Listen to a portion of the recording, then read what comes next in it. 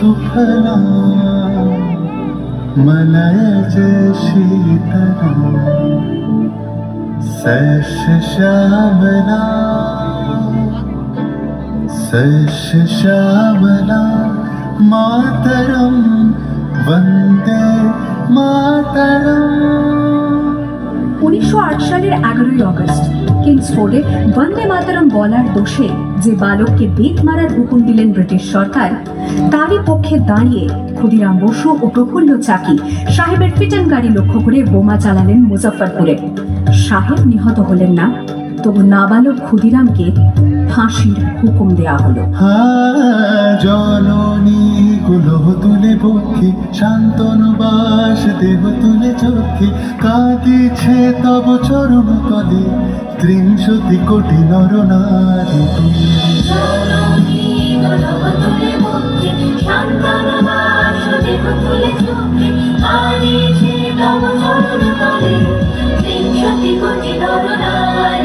যারা স্বর্গ গত তারা এখনো চলে স্বর্গের যে প্রিয়জন এসো স্বদেশ প্রতের মহাবিখ্যালু সেই মৃত্যুঞ্জয়ের চরণ। যারা জীর্ণ জাতির বুকে জাগালো আশা মন মূলের মুখে জোগালো ভাষা। আজি রক্ত কমলে গাথা আজি রক্ত কমলে গাথা মাল্য খাই বিজয় লক্ষ্মী দেবতাদের তলে মুক্তির মন্দির সকাল তলে কত প্রাণ হলো বলিদান। লেখা আছে অশ্রু জলে।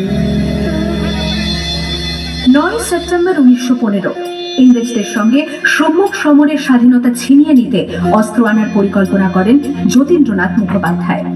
বালেশ্বরে সঙ্গীদের নিয়ে জাহাজ থেকে সেই অস্ত্র নামাতে গেলে ইংরেজ বাহিনী তাদের ঘিরে ফেলে। বুড়িপালনের তীরে লড়াই বাঁধে বিরাট ইংরেজ বাহিনী বনাম বাঘা যতীন ও তার 4 সতীর্থদের। এককালে শুধু ভোজালি হাতে যিনি বাঘ মেরেছিলেন, সেই বীর সেদিন লুটিয়ে পড়লেন। আমি হাসি হাসি পড়ব ফাঁসি দেখবে ভারতবাসী। ও মা হাসি হাসি পড়ব ফাঁসি দেখবে ভারতবাসী। একবার বিদায় দে মা ঘুরে আসি।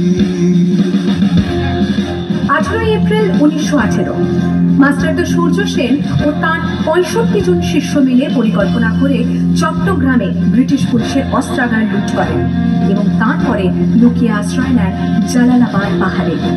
এর 4 দিন পর ব্রিটিশ বাহিনী খুঁজে বার করে মাস্টারদা ও তাঁর সঙ্গীদের। সেদিনের অস্তমিত সূর্য ছিল সূর্য সেনের রক্তে রাঙা।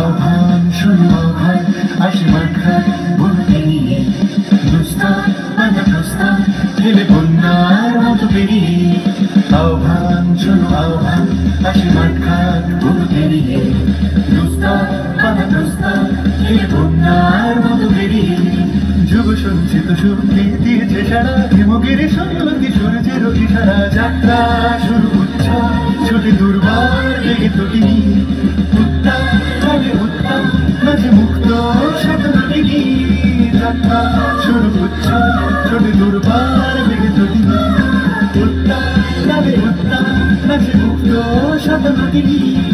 এই শুধু সূক্ত যে নবপ্রাণী জেগেছে রণসাজে সেজেছে অধিকার অর্জনে। এই শুধু সূক্ত যে নবপ্রাণী জেগেছে রণসাজে সেজেছে অধিকার।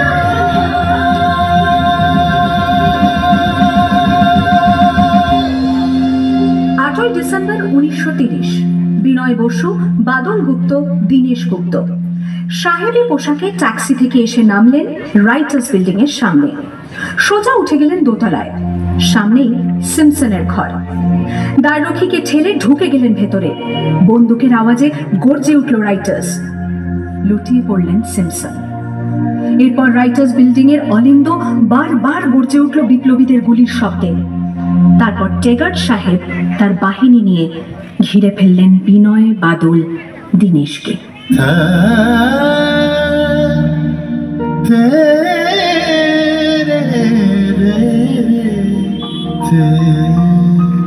দুর্গম গিরি কান্তার মরু দুস্তর পারাবারোহী, লঙ্ঘিতে হবে রাত্রি নিশীথে যাত্রীরা হুঁশিয়ার।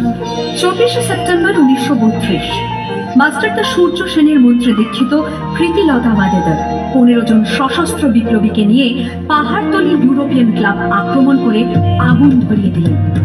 ভারতীয় ইতিহাসের স্বাভিমানী মহারানীদের মতো নিজের আত্মমর্যাদা অক্ষুণ্ণ রাখতে সেদিন প্রীতিলতা ওয়াদেদার পটাশিয়াম সায়ানাইড খেয়েছিলেন ব্রিটিশ পুলিশদের সামনে।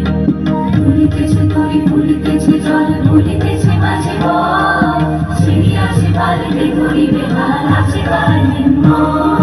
কে আছো জোয়ান হও আগুয়ান, থাকিছে ভবিষ্যৎ, এ তুফান ভারী দিতে হবে, পারি নিতে হবে তোরি পার।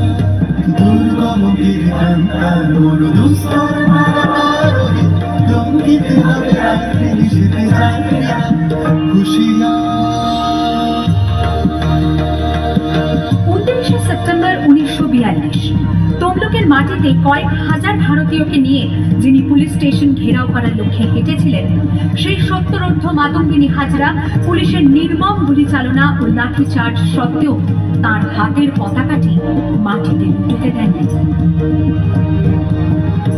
আর ঠিক তার পরের বছর 1943-এর 30শে ডিসেম্বর জাপান সরকারের অধীনে থাকা আন্দামান দ্বীপ সেদিন হস্তান্তর করা হলো ইন্ডিয়ান ন্যাশনাল আর্মিকে। পোর্ট ব্লেয়ারের মাঠে তিরঙ্গা পতাকা তুললেন সুভাষচন্দ্র। এটাই স্বাধীন ভারতের মাটিতে প্রথম তেরঙ্গা ঝান্ডা। আইএনএর commander in chief Subhash Chandra Bose হলেন ভারত, যাকে স্বীকৃতি দিয়েছিল 18টি দেশ। যদি তোর লক্ষ্য দেখে না আসে তবে একলা চলো